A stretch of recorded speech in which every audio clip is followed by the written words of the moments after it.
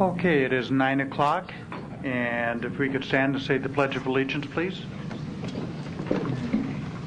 I pledge allegiance to the flag of the United States of America and to the republic for which it stands, one nation under God, indivisible, with liberty and justice for all. This meeting will be operated under the open meeting laws of the state of Nebraska, posted on the back wall over here. I would like to ask everyone to please turn off your cell phones as I turn off mine.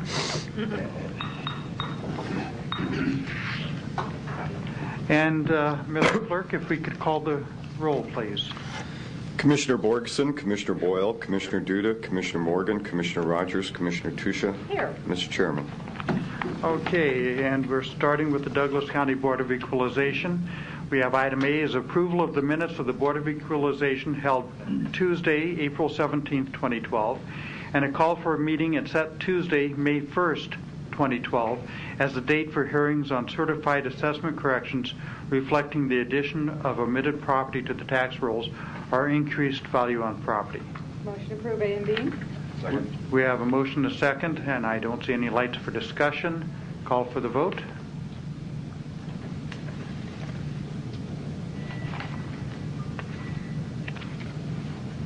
Motion passes. Next, we have a period for citizen comments. This is an opportunity for members of the audience to be heard at this time for a maximum of 3 minutes on any topic not on the agenda as it relates to the Board of Equalization.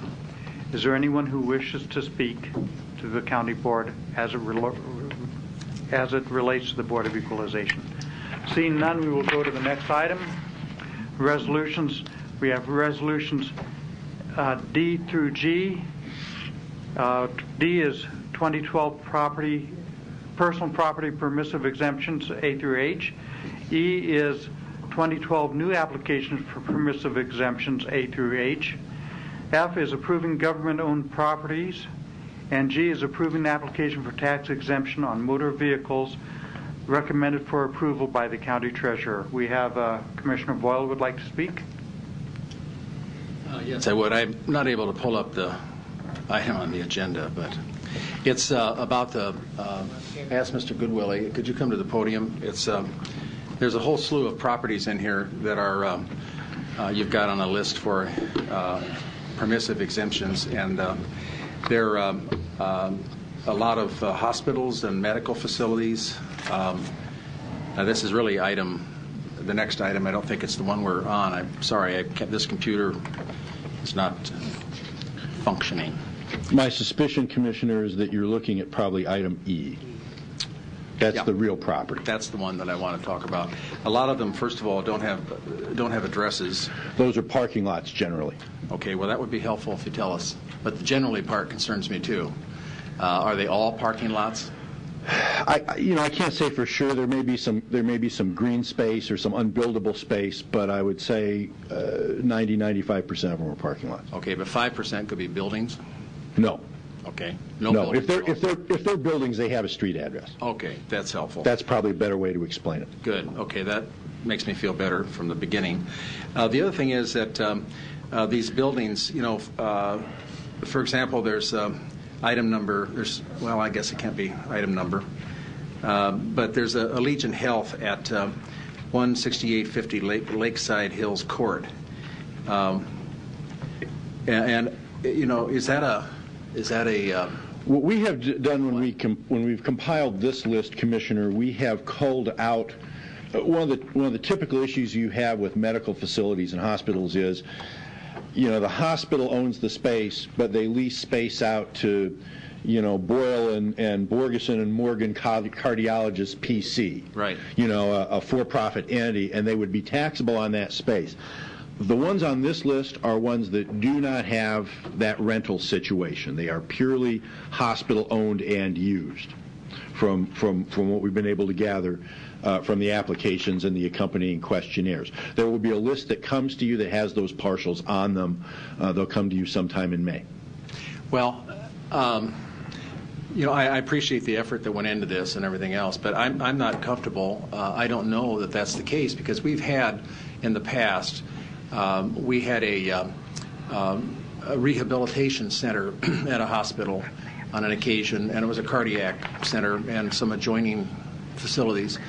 And they asked for a tax exemption, and we received a complaint from a commercial health club. And they came in and said, they're doing the same thing we are.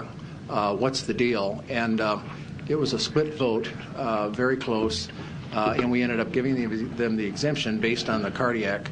But I've never really been comfortable with it because we're giving exemptions to nonprofits that compete with profit-making companies. And I understand what you're saying, but I'm not comfortable that these are all nonprofit operations. Well, let me answer that two ways, Commissioner. One is the situation you're talking about I'm fairly familiar with. I actually tried that case on behalf of the assessor's office when I worked for the state. We intervened. Okay. And as we dug into that a little bit, what we determined is, for all intents and purposes, that facility only devoted a very small amount of space to cardiac rehab. What it really was a very good, high-end, members-only health club. We were able to obtain the brochures and the literature through the discovery process.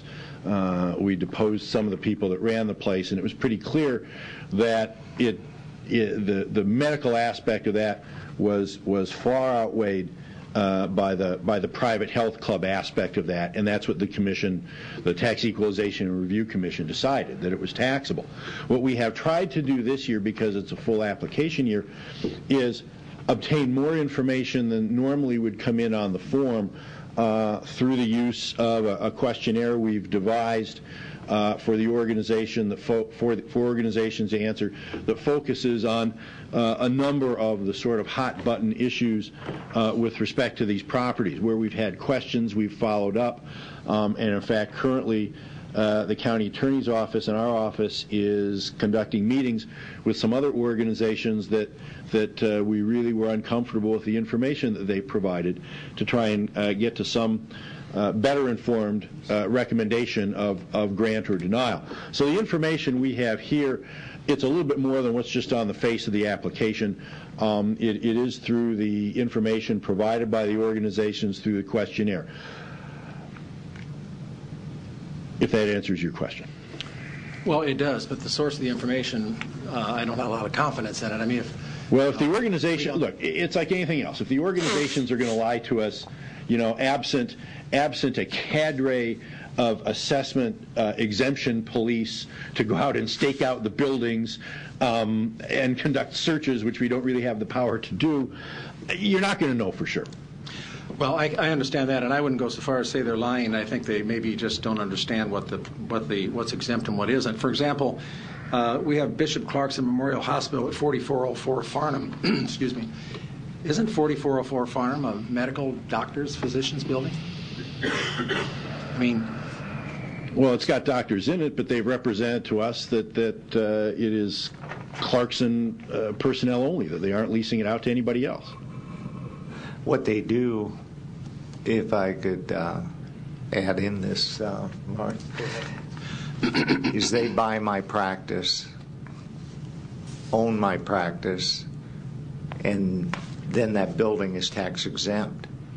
And they pay you, I assume they pay you a salary, right? Yeah, and they may be paying me a salary of over $500,000, and that salary is based on how much business I do. It isn't how much free service I give, Commissioner Boyle. Mm-hmm. And I think that's why we've been looking at that. We haven't got the answers, but I think in other states, and I'm not sure if you know this, but are they taxing medical facilities? I mean, you look. It is very rare, Commissioner. I know Illinois has made some noises about that because you had facilities that were doing absolutely no free care. What we have done with our questionnaires is we have asked the facilities to tell us, do you do free care, and if so, how much? Most of them, if you look at the free care, are doing, hundreds of thousands, if not millions of dollars worth of free care. Under Nebraska law, there is no litmus test. that provides a percentage of free care compared to the gross that makes you exempt or non-exempt. What there is a case dating back to the 1920s involving St. Elizabeth's Hospital in Lincoln, where the court was at pains to specifically say that the hospital charges people who can afford it. They provide some free care, but mostly they charge people that can afford it. And their comment on that was that charitable activities that provide for the mental, social, or physical benefit of the public, can include practical endeavors for the good of humanity for which a fee is charged. And I suppose the rationale is if you're a hospital or a school or somebody else that provides services in the public, and you have to hire people to teach in the school or be your doctors or be your nurses, you are going to have expenses. You're going to need to keep the lights on. You're going to need to pay your staff. And if you can't generate money in some fashion that goes beyond mere donations, you probably aren't going to be able to offer the service very long. But I'm not sure if I have the knowledge to make the statement that I'm going to make, but the fact is, I look at St. Joe's, and I think they do much in the care of indigents as a service in our community, and yet they're paying property taxes, and then you have others which may be lakeside, and you don't see that same kind of Commissioner, that's a fair observation. What I will say is the current test asks, is the property owned by an organization that is operated for charitable, educational, or religious purposes? And as it stands now, the difference between Allegiant and St. Joe's is Allegiant is organized in that way and has that 501c3 certificate and all the rest of it, and St. Joe's is owned by a private corporation. And you're totally right. And it looks like that may be sold soon. I mean, that's the stories you hear or something taking place. I read something in the paper to that effect. And suddenly Douglas County will lose $64 million in assessed value, which will have a tremendous effect on school budgets, county budget, city budget. But I think, Commissioners, my own thinking is we need to move in the direction to know exactly what is going on in some of the other states through NACO and that kind of thing, to at least be certain if there is an opportunity for us to maybe do a fairer job in this assessment, that we work to do that. And that's not necessarily your responsibility. Well, Commissioner, funny you should ask. Is when you first raised the issue of hospitals, I have spent a little time doing some quick and dirty case law searching in some other jurisdictions. And currently there are very few cases that stand for the proposition that not-for-profit hospitals are taxable. Okay. Well, I think Commissioner Kraft is going to be talking with Kathy Kelly about it, maybe what we do, and I'd be glad to be part of it. Have a meeting. Mary Ann's been pretty adamant on this area, in this area too, that maybe we could have a meeting in the next week or so with Kathy and Mr. Goodwillie, being he's done some research, possibly before our meeting next Tuesday or something like that. Sounds good. If that works out, maybe we could meet at 8:15 or something next week and start at least some discussion. I can be available. Being you said that you've done some research. I have done some looking, and Illinois has been active about that, but my recollection from the case is that their statutory structure would support being able to say, gee, you provided only X dollars worth of free medical care. And their scheme is a little bit different than ours. Commissioner, what we might do is put it off a couple of weeks, because I know you're going to talk to Kathy Kelly about possibly getting some research ahead of time. So 2 or 3 weeks might be good. That might be good. Commissioner Boyle, you still have the floor. Only to say I appreciate the give and take, and thank you, Mr. Chair, for allowing that to take place. I'm not going to belabor this any further, but I'm not going to vote for this because I suspect there's one in here that isn't nonprofit, and so I'm not going to vote for it. I'm not sure how we get that resolved, but there has to be a better way of informing us, I think, on excuse me, what these applications are all about. And it's not your fault. It's just that we need to have a better system, I think. But whatever that is, we'll have to work on it. I do want to say for the record that we're very fortunate to have you and your skills, your background in the assessor's office. We do go toe-to-toe occasionally, and I enjoy it, but this is not a toe-to-toe. This is just a good discussion in the interest of the taxpayers. So, Mike, I appreciate your background and your in-depth view. But so I'll stop the discussion there. I don't want to take any more time. Thank you, Mr. Chair. Is there anyone else who wishes to speak? Okay, we have resolutions D, E, F, and G. We need a motion. Second. We have a motion and a second. Call for the vote. And adjourn. And adjourn, okay.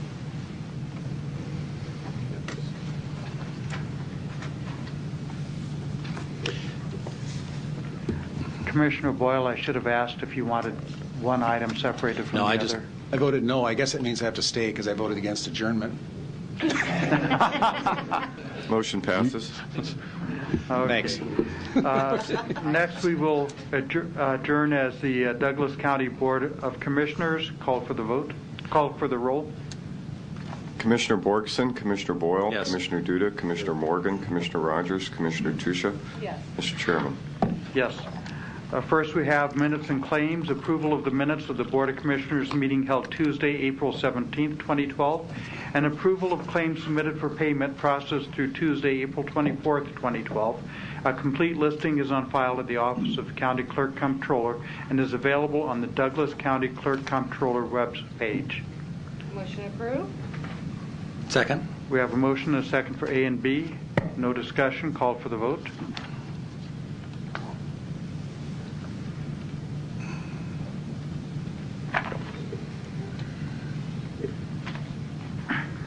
Motion passes. Next, we have the consent agenda. There are items A through M. Item E has asked to be removed by the City of Omaha, so we will remove E. There are 12 items, and I understand, Commissioner Tusa, did you want A removed? I just have a quick question about it. Okay. And Commissioner Duda, you had C? I would like item C removed so that I may abstain on that. Okay. Thank So you. we will pull item C and E, and we will allow the question on item A first. Marvin, could you come to the podium, please? Thank you, Glenn, for putting my microphone on. Glenn takes good care of it. I know. Commissioners, Marvin Olson, Assistant Director of Public Properties. I just have a quick question on Yes. this. I see that they're asking that you had asked and received an extension from April to December. During that time, is that when you're going to renegotiate the fees and the contract and everything? Or do you assume that this will be further on extended? My understanding from CenturyLink is that they're requesting this extension to time Douglas County's franchise with the City of Omaha. So they're currently in the okay. process of doing the approval with the City of Omaha. Okay. So that's the way it was explained to me. Okay, so other than that, if that, I'm assuming that everything should go well with that, and after that, then we should have no problems with the further on extension. That would be my understanding. We do have Patrick Haggerty here with CenturyLink if you'd like to ask any questions of him. I was just curious about, whether we'll renegotiate or if everything will be able to stay the same after the December 31st. Patrick? Would you like to come down? I'm going to put Yeah. you on the spot. That's fine. I was, not prepared, but It's their business decisions. So. yeah. Patrick Haggerty, CenturyLink, 1314 Douglas. Mr. Olson articulated correctly. We are going into negotiations with the City of Omaha. Our original plan to negotiate with them was delayed as a result of their current open negotiations with Cox Communications. The City of Omaha suggested we wait for those to close prior to beginning negotiation with ours. As of now, we're hoping to begin negotiations with the City of Omaha the second week of May. Okay. We haven't gotten a confirmation on that week or a date to meet yet, but to answer your question, then yes, we would begin those negotiations, which would be timed with both the counties we also operate within. Okay, when that decision is made, could you let Marvin know so he could let the board know what was the decision with the city and the county on that? Sure. I would Absolutely. appreciate Yeah, it. and Marvin and I have been staying very closely in touch, so we'll definitely continue to do that. Well, thank you. I appreciate it. Absolutely. Thank you. No further questions. Commissioner, I did want to say I believe the tie-in for the county is when CenturyLink sets their agreement with the City of Omaha, we also enjoy all the same rights and whatnot that would be provided to the city based on that agreement. Awesome. Thanks. Okay. Okay, so we have the consent agenda, items A through M, removing item C and item E, which leaves 11 items. Is there any other discussion? Oh, Commissioner Boyle. I'd only like the county attorney to look into item K, the clause dealing with independent contractor. The state of Nebraska, the legislature passed much tighter restrictions on independent contractors. There's a test that I want to be sure that we pass so we don't find ourselves in a situation where we have to pay taxes because this person's really an employee in spite of just saying he's an independent contractor. Yes, you're correct. There are some standards that have been, it's also just the Federal Department of Labor is as well looking at these more closely. Great. And so last year my office reviewed all of our independent contractor contracts that were in place, and this was one of them. It's been extended now. So we did look at this specific one, and we're confident that it meets the Thank you very standards. much. Okay. Any other discussion? Okay. We need a motion and a second. Second. Call for the vote.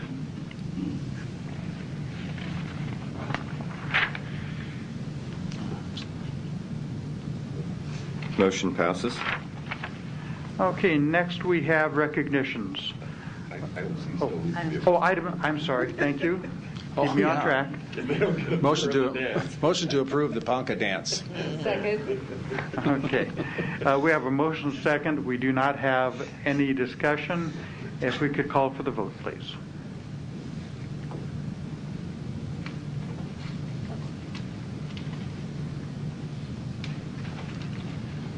I'd like to ask Commissioner Duda if we're all invited. Oh, you betcha. Okay. The more the merrier.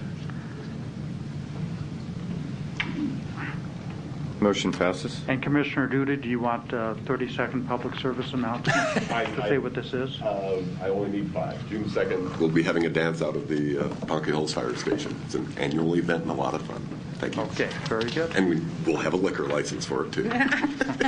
Oh, we'll be there for that one. Now we have recognitions and proclamations.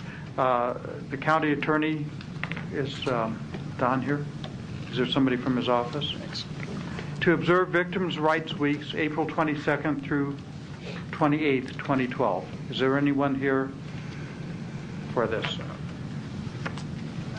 Can address it. Yes. This is an annual event that the resolution explains to recognize victims of crimes, and the week in celebration of it is April 22nd to April 28th.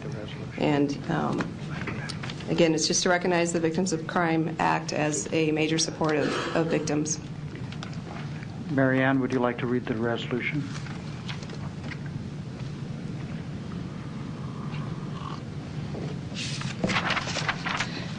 The resolution reads, whereas more than 33 million Americans are victims of crime each year, and whereas victims may suffer emotional, physical, psychological, and financial harm as a result of crime, and whereas victim assistance and compensation programs across the country provide vital and supportive services for victims that help individuals, families, and communities cope with the impact of crime.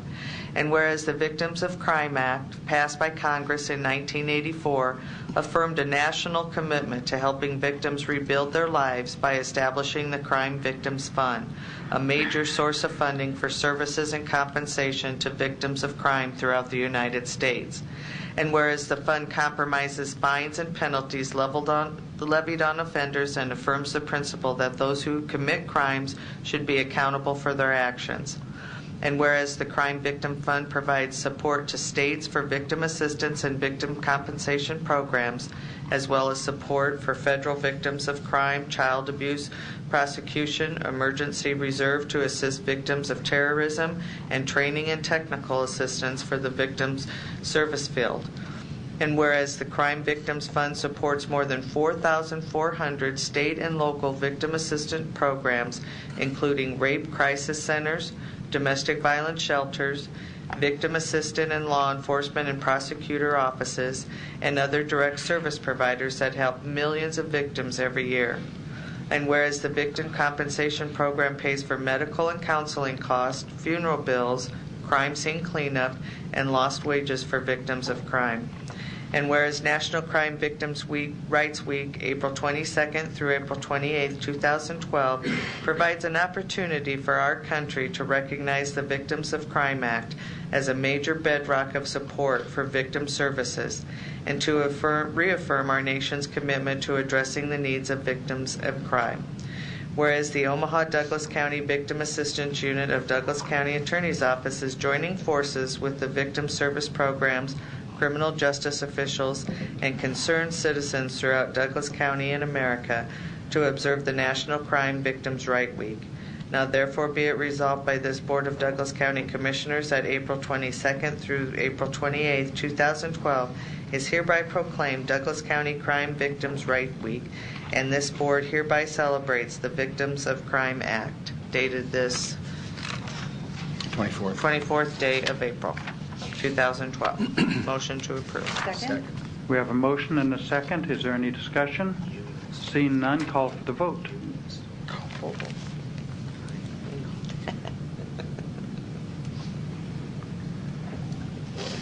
Motion passes.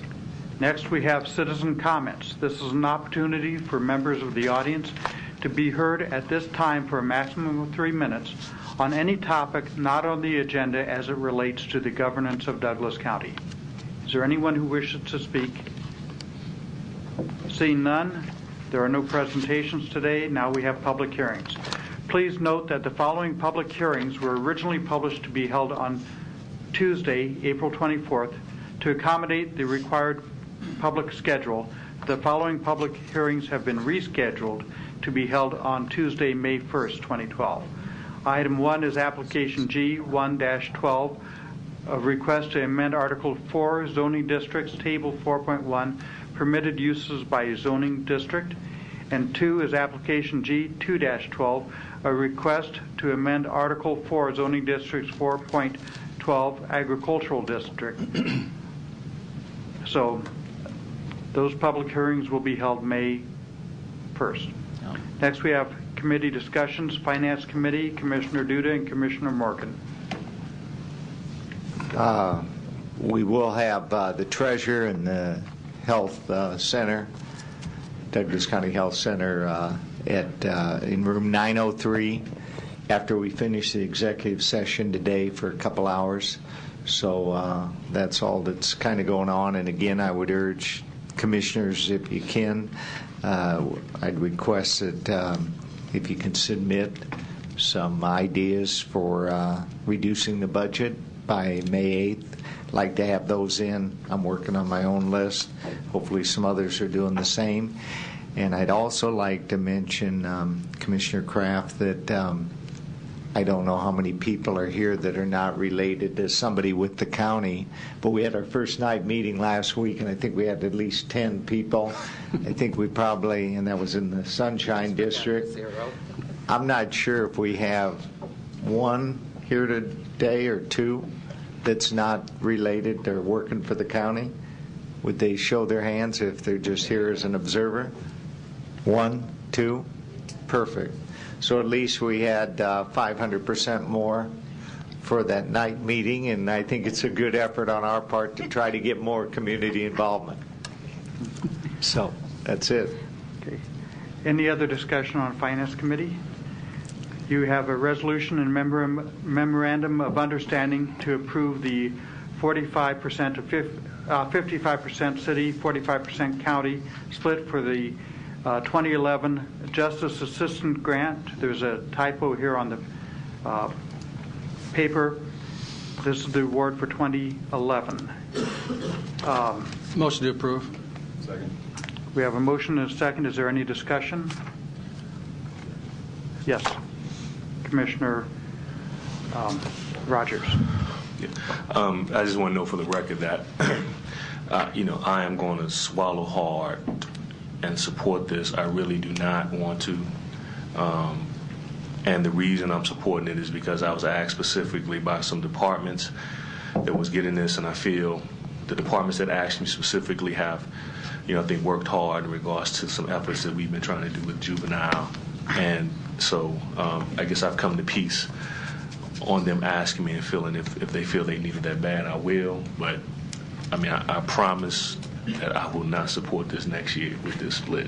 I want to make it public that I'm not going to support it with this split next year. But they asked specifically, and I will swallow hard and support this. Thank you. Commissioner Boyle. I agree completely with Commissioner Rogers, except on one point. I won't make a commitment about whether I'm going to vote for it next year or not, but I too am swallowing hard on this. I don't like the split. I was lobbied pretty intensely some time ago on it, and we held our place, and I'm glad we did.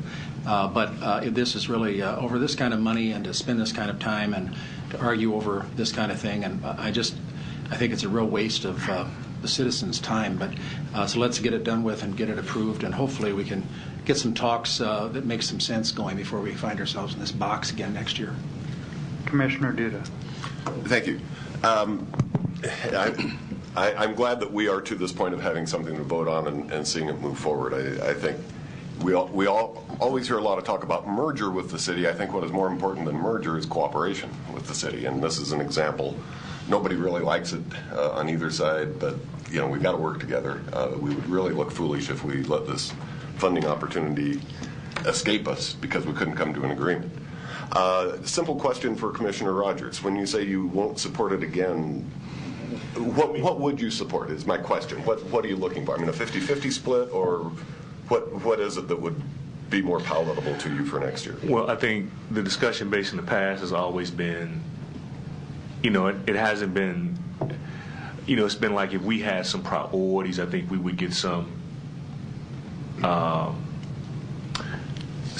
funding moved our way if we had some priorities, if they had some and we go to that degree.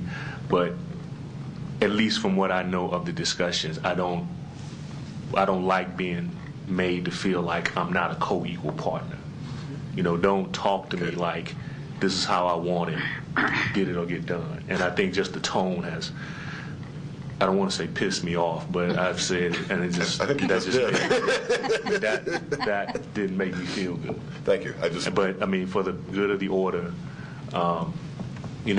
this is what's going on in Washington, so I don't want to be there on a local level, but I do feel like there's a certain amount of understanding that it's we are an independent body, come to terms and give some sway both ways, and don't make me feel like this is how I want it, you get on board or not. Thank you. Commissioner Tusha. Chris, I couldn't have said it better. Honestly, we have had several discussions, several committee meetings on this, and I have adamantly said no, unless it was a 50-50 split. And I just want to make for the record, since I've been in office, I have always stood by my vote. I have never changed my vote. And so this will be a first, might be a last, but the only reason I'm changing my vote is on this.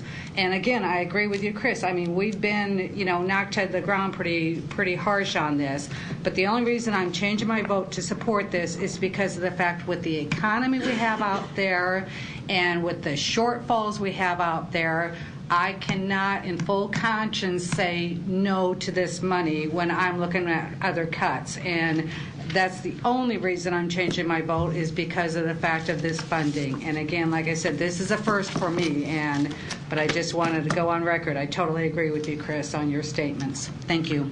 Commissioner Borgeson. I think we have to make it clear from the board's perspective what we're shooting for, and I would hope that, with what Commissioner Rogers said, is that we shoot for a 50-50. I still to this day do not understand how someone can argue how a 50-50 split is unfair, especially with the number of responsibilities we have towards what this money is supposed to go towards. But I think what's even as important is this board needs to give staff direction so that they know that's what we're shooting for, and not to be okaying or talking about a different split than what this board is willing to move forward with. And I'm not supporting this. I think that the city has done a injustice to us, and this is the second time it's happened on an issue, and I will continue not to support it. Commissioner Boyle.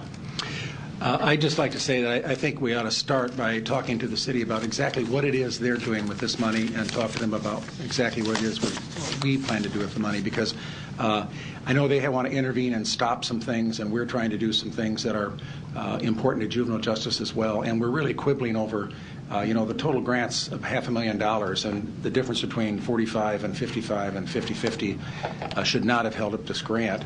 And I agree with Commissioner Rogers. We did get good talking to, and it was not a good relationship. So I think we need to sit down with them and talk about what is it you do with the money, and tell them what we do with ours, and try to reach some common ground, because this is not a good thing. And those discussions, if I may, have started, and I've let the mayor know that the consensus of this board is 50-50, if not even more for the county, because what we do with the money is vitally important to our community. Absolutely. Of course, he feels the same way. So we have a motion and a second. No more requests to speak. Call for the vote.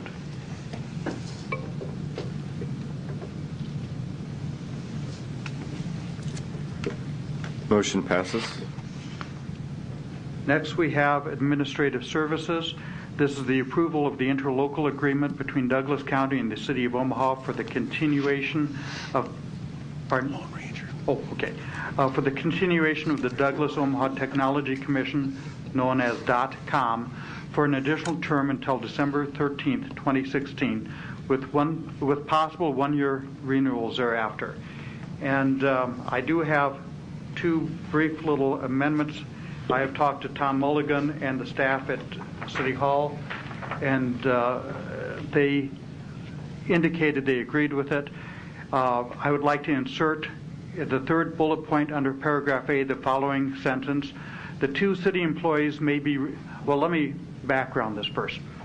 We can appoint a board member, but we don't have means of removing a board member. And many years ago when I was on the city council, we came into a very sticky issue where we needed to remove a board member, and we didn't have a legal means of doing it.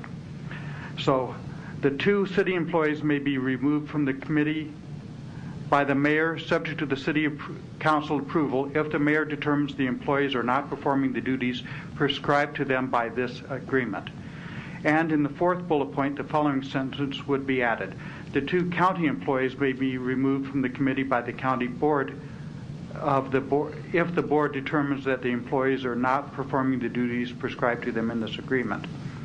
Then I would also like an additional amendment where under Section 5, Paragraph B, Duties and Responsibilities, changing the word set, where the Oversight Board would hire, fire, and set, change the word set, to recommend to the County Board and City Council the salary and review the performance of the .com CIO. And the reason for that is if the board decides the easiest way to solve hiring somebody is to just throw money at it, we have some control over the amount. So if they wanted to pay somebody $250,000, $500,000, $1 million, the way it's worded, we don't have control over that. And I think we, as responsible to the taxpayers, need that control. So if somebody would like to make those amendments, and if they don't, they don't. Do we have a motion on the floor yet? I have not made a motion. For the original resolution. Wouldn't you want that motion first to approve the agreement? Yes, I believe you're... Move for approval of the agreement. Second. Commissioner Boyle. I'd like to say I read over these proposals briefly in an email yesterday, and I really think we ought to leave it alone. I don't like the idea of coming in and setting up a process of removing the people that we're appointing. I think that'll happen naturally. If they don't do their job, we'll make sure that they're removed. I don't think we need something that's that we should hold up the agreement for that purpose. And I just don't care for the amendments that are added. I think it's borders on meddling. When we appoint people to commissions like this and boards, the joint board, particularly with the city, I think we ought to give them as much free rein as we can within reason. They know what they're supposed to be doing. I think they're, from what I've seen, an excellent board, and I think we ought to let them run with it.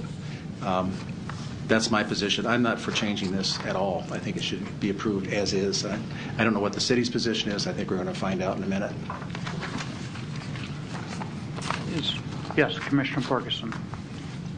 Would you reread the portion in which we're talking about right now? Just the one, just the removal part? Oh, you have it right here. Okay, thanks. If you want to go ahead and take additional comments while I'm reading this, that's fine. So far, there's no additional comment. I would reiterate, when I was on the city council, we had a very sticky issue where somebody wouldn't step down that was non-performing, and the law department at that time told us we could not remove them because there was no means of removing somebody in place. The city, when I was there, we put a three misses in your out rule. This gives the city and or the county the discretion of determining what is grounds for non-performing. We just got a letter from somebody, let's see if I can find it here.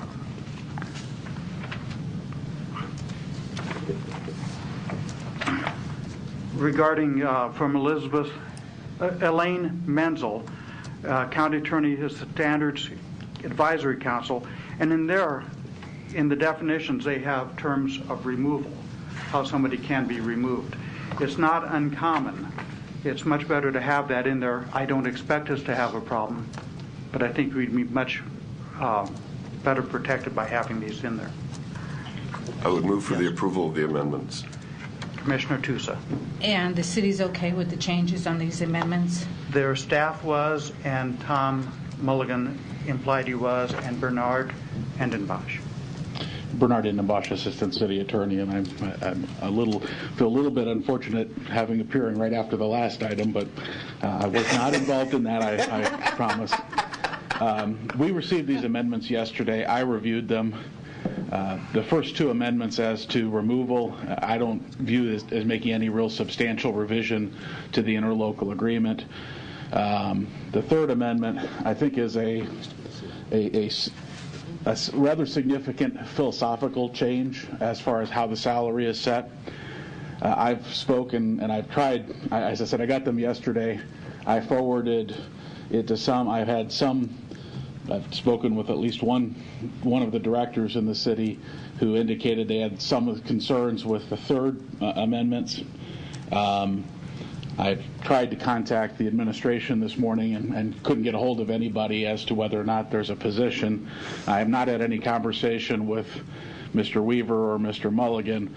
I guess, and I'm not here in opposition necessarily to the Third Amendment, but I would say, having been involved in this process, have been involved in feedback that we've received from the IT Oversight Committee over the period of time, that if we're going to make this significant a philosophic change as far as how the salary is going to be set, the Oversight Committee is made up of 3 city people, 3 county people, and then an independent person who's appointed by that group.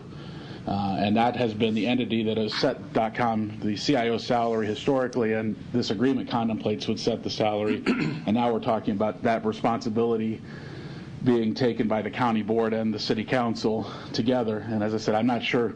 That maybe is a good change, maybe it isn't, but I guess what I'd ask, this is on the city council reading for second reading today and public hearing. It'll be voted next week. I might suggest with this major philosophic change, it might be appropriate to lay it over for a week to allow people to provide input to really get a sense for whether or not it's a change that everyone's bought in to, and then that way we're not in a position where we have the city and the county maybe having adopted different agreements and having to reconcile those later. So I'm here based on, I've heard some concern about it, have not really been authorized to go one way or the other, but I do think it's a pretty significant philosophic change, and just ask that maybe you consider laying it over 1 week. Could you step down for a second? Yes, Commissioner Borgeson has the floor first. Okay. I just wanted to reread it to make sure that it would be that advisory board that we set up that recommends to the county board and city council. So it's not necessarily that we would come up with the salary. I'm just making sure I understand this, that we don't come up with the salary, but that we basically have the final approval, if you will, of what that salary is being set at. Am I understanding that right? That is the intent. Okay. And Commissioner Duda. Thank you. And I appreciate your being here this morning, Bernard. It's so nice to have somebody from the city to talk to. I appreciate that. If the city council goes ahead and approves this, though, without amendments, and we say, but we want these amendments, aren't we still doing the same thing of going in two different directions? I mean, if I'm just thinking through the process. Well, say the first two amendments, if we're largely in agreement and we want to move forward with those, and we do that today. And I don't have any problem. I mean, my suggestion, frankly, is when amendments come at the last second, we're talking about an agreement that needs to be decided by both parties. Lay over all three amendments, that's fine. I personally didn't have, and I understand Mr. Boyle's position that there really, maybe the provisions weren't necessary, and whether they're necessary or not, I didn't see that there was any necessary harm, and it makes it clear, and sometimes clarity is better. Okay. So you're absolutely right that in my request I talk about laying it over. Laying over the whole package is probably the right thing to do to make sure. I mean, what I'd like to see is both sides are voting on the same document. That would be a good thing. Otherwise, we go through that process of kind of having to reconsider it and go back over whatever version and have some discussion. I would just as soon to have that discussion and any compromise done ahead of time. But again, I defer to you, and I appreciate Mr. Kraft. I understand you've spoken with Mr. Mulligan. I have not had the opportunity to do so. Mr. Mulligan, Jim Dowding? Yes, Dowding and Warren Weaver were in the meeting. And the meeting took place on Monday, the day you got the amendment. So it wasn't something that was well in advance. I would like to comment, when I was on the city council, we rarely got a heads up. Usually came to us when it was time to vote on it. I know that's surprising, isn't it? Did you do that, Mayor Morgan? I still have a question, if I may, for Bernard on process. If we say do vote on any amendments today and approve them, would the city, what would that do to the city? I mean, they're moving forward with a public hearing this afternoon. Is it too late for them to consider these amendments? No. I assume that one of the members of the city council would bring forth the same amendments for discussion.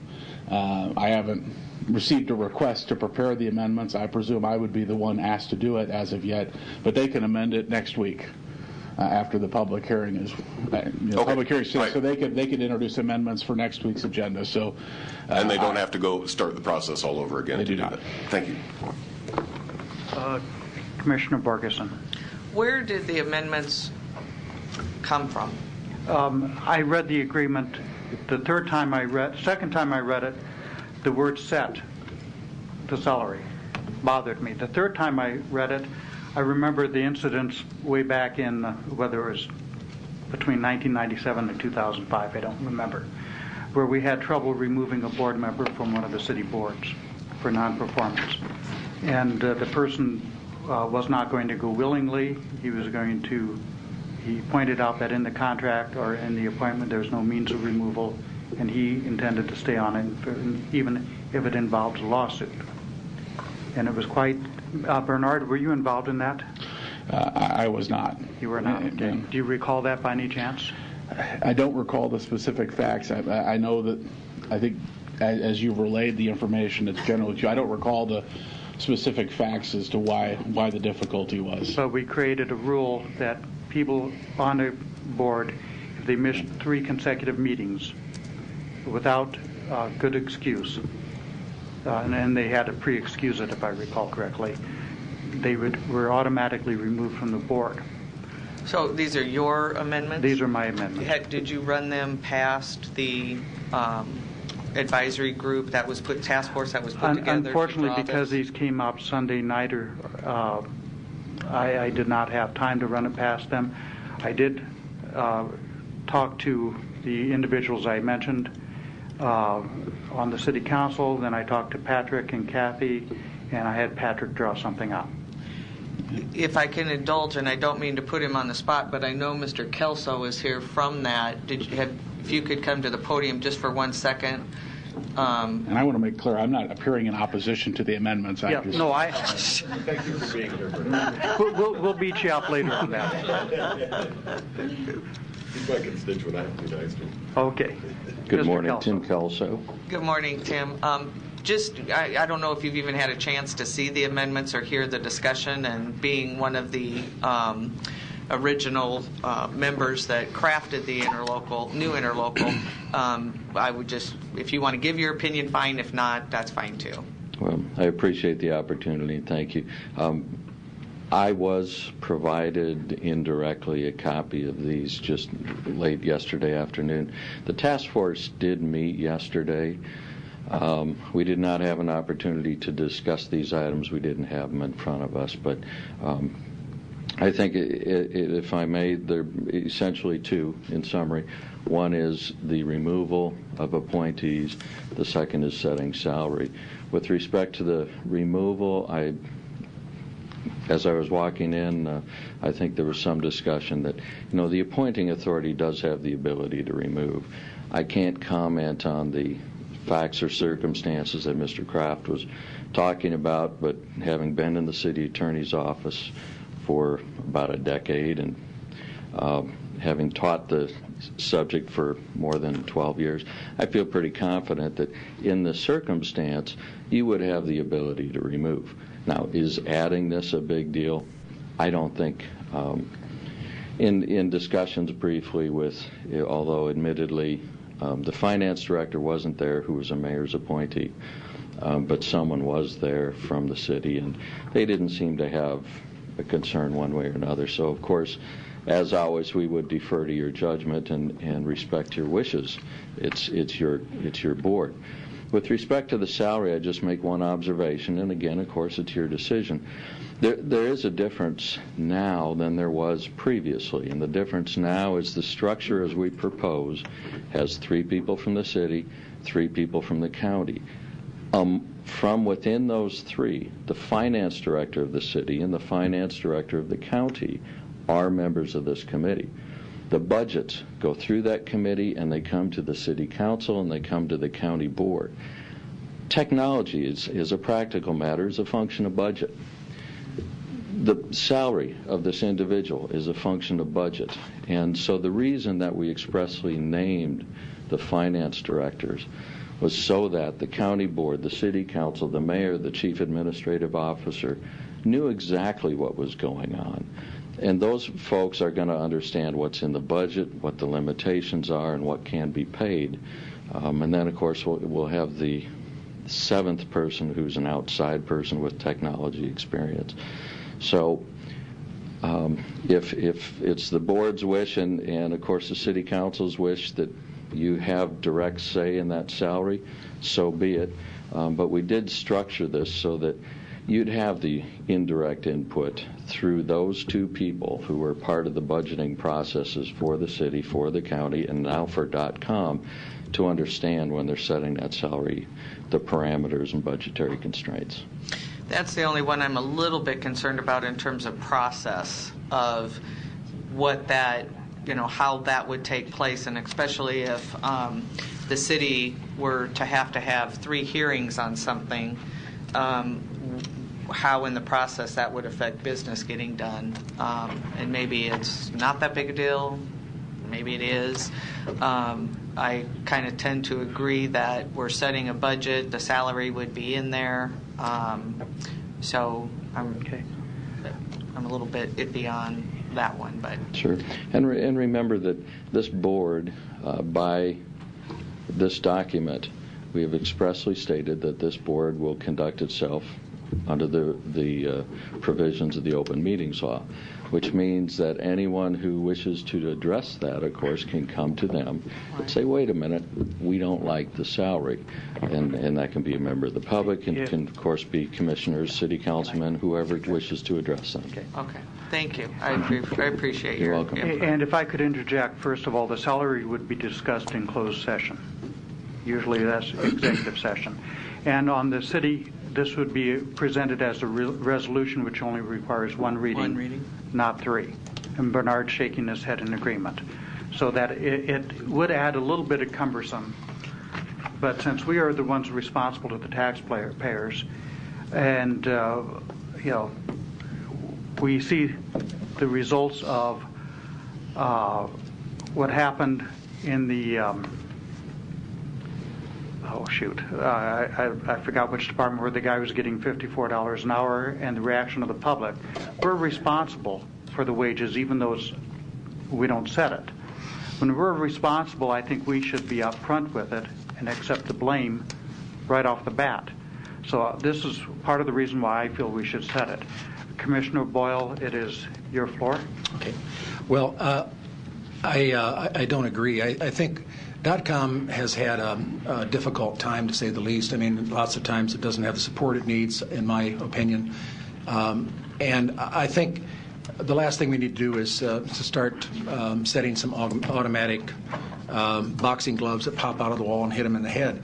I think it's a better thing, if I could make this compromise suggestion at this 11th hour, that we approve the contract as is, ask the City Council, whatever's on their agenda, I hope it's the same document, to do the same, and then refer these questions to the task force within the next couple of weeks, ask them to come back with their best recommendations.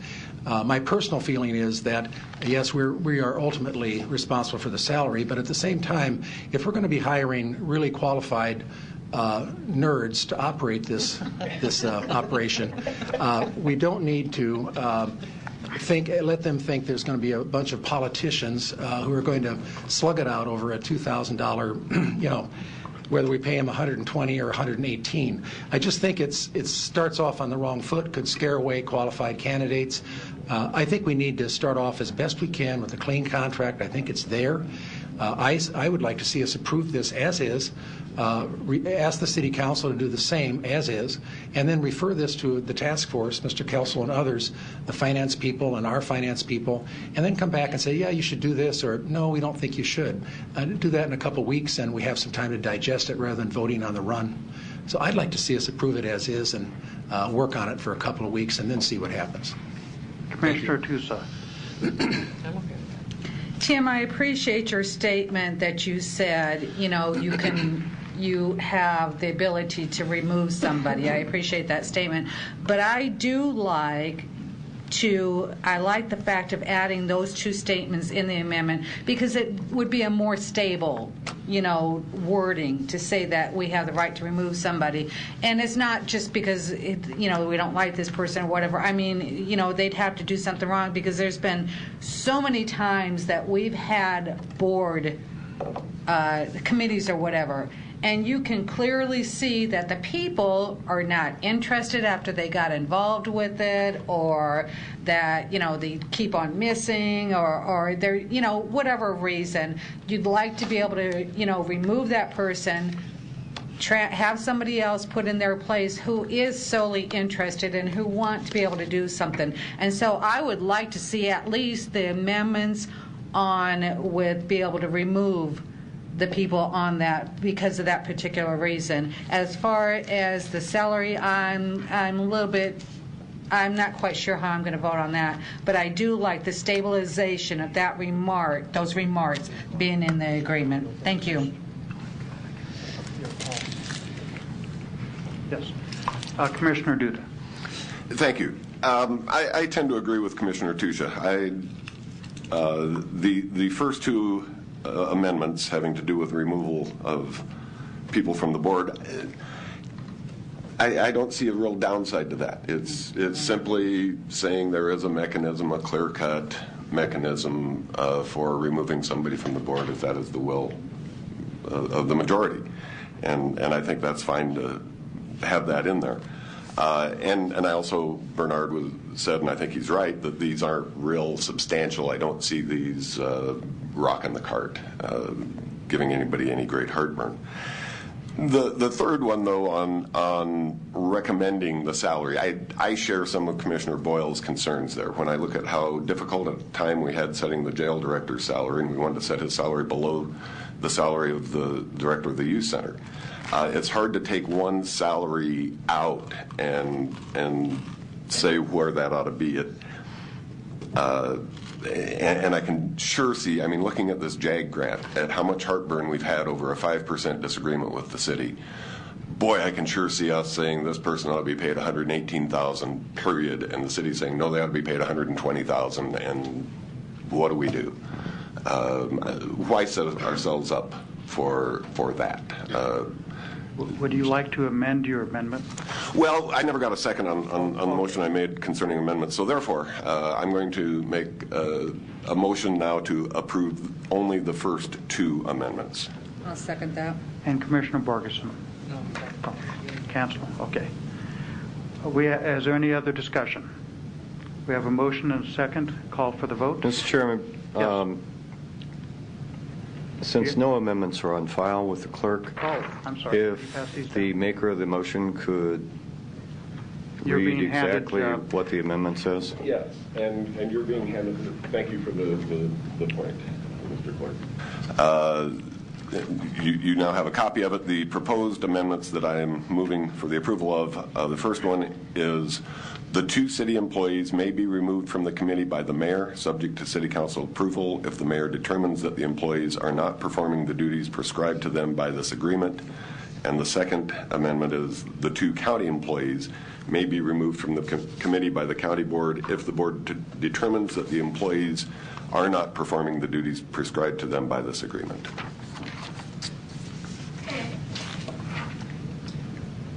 Yes, Commissioner Parkinson.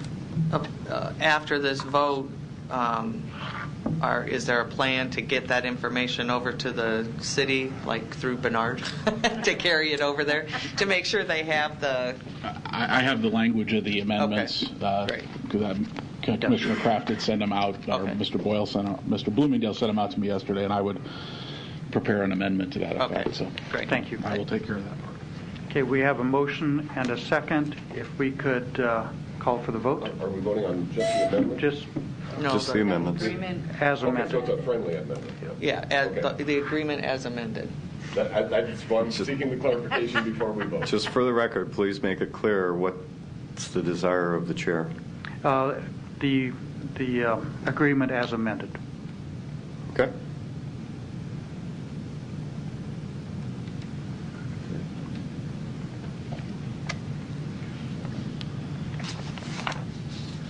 Motion passes. Next, we have Child and Youth Services. Commissioner Rogers. There's a standing committee meeting the first Tuesday of every month at 1 p.m. in the Omaha Douglas Civic Center, room 903, and that is open to the public. Community Services. Commissioner Duda. Nothing to share today. Commissioner Boyle needed to leave. I don't believe he has anything on criminal justice. Does anybody know about anything? Health and Human Services, Commissioner Borgeson. And Human Resources, the report is as presented. And we have legislative issues. The legislation is closed. I think we've all read the paper that two of the issues that the governor vetoed were overridden, and I don't have anything else to report on that. Does anybody else have anything? Yep. We will start on the next legislative issues I've been trying to keep track. There is need for an executive session in order to protect the public interest with respect to discussion regarding litigation. Could we have a motion? So moved. Is there a second? So we have a motion and a second. Call for the vote. Patrick, how long do you think it might be so some of the viewers And this is a reminder that after this meeting in room 903, there will be a finance committee meeting, and that too is open to the public. They think the executive session will be 5 minutes. The executive session will be 5 minutes. We'll take a short 10-minute break. So in 15 minutes, we'll be meeting up in 903. Motion passes.